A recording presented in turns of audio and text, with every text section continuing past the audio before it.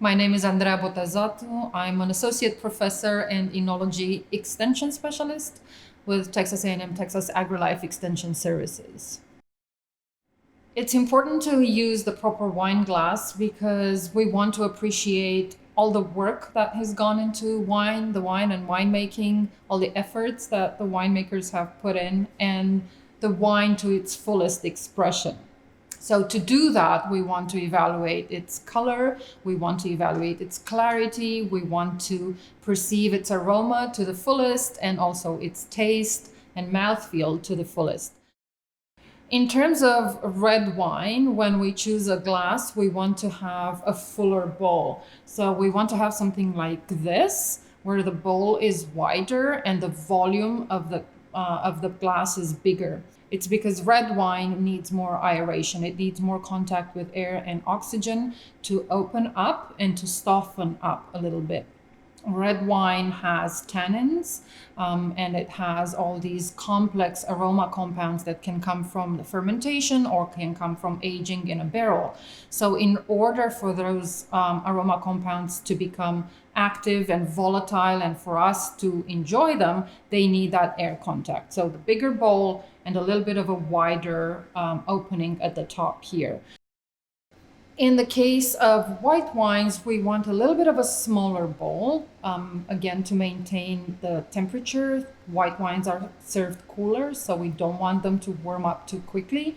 We want a little bit of contact with air, but not as much as with the reds, because that can lead to oxidation sometimes and the changing color of the white wine.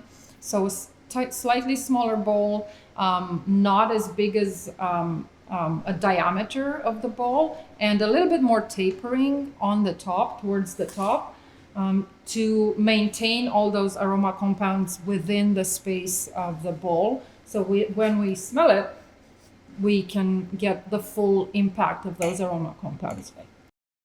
So sparkling wines are their own category. And for sparkling wines, we can have three main types of glasses. We can have the coupe, which is the open one, the wide open round type of glass. We have the flute, which is this one here, long and narrow and kind of cylindrical in shape. And then we have the tulip, which is a bit of a hybrid in between a regular wine glass and a flute. The tulip has a wider opening towards the base and then it tapers in and closes towards the top. How do we choose the right sparkling glass for our sparkling wine is a matter of personal preference, but also the type of sparkling wine that we are drinking, because there are different types of sparkling wine. So one, if we're drinking champagne traditionally is made in a way that maintains contact between the wine and the yeast that re-fermented the wine for a long time. So the CO2, the bubbles in champagne, are produced from a secondary fermentation by yeast. Now that yeast stays in the bottle when we make champagne for a long time, years. Usually we're aging that champagne with the yeast inside. And what that leads to is the breakdown of the yeast cells.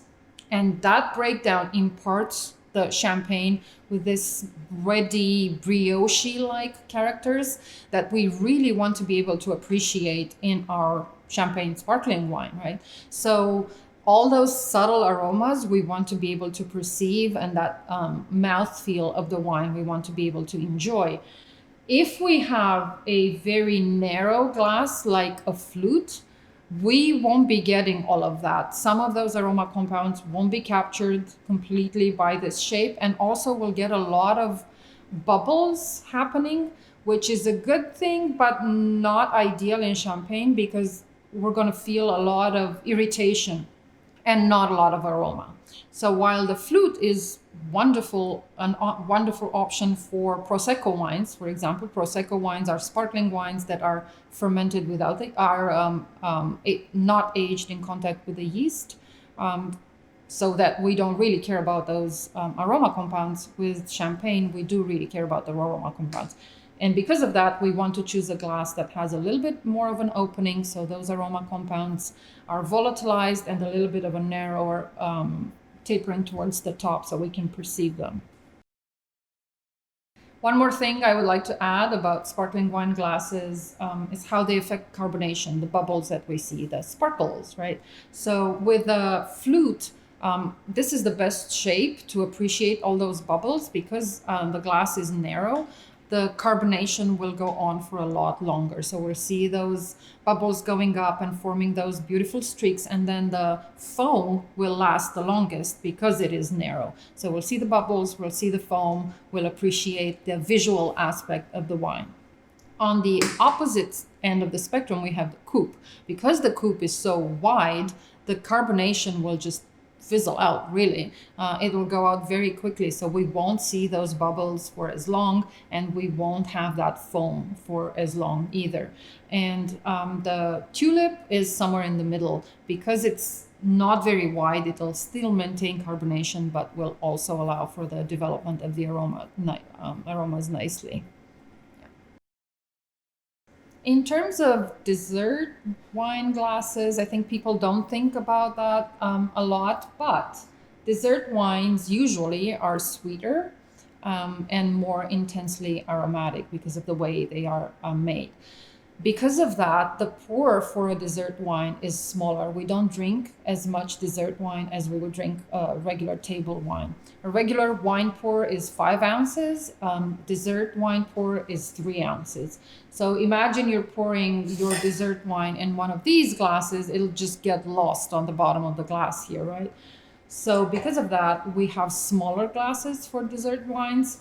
They usually follow the same rule, a little bit of a wider bowl and the tapering towards the top, but it's really the size that makes the biggest difference for dessert wines. And we do want a smaller glass for us to be able to enjoy them fully.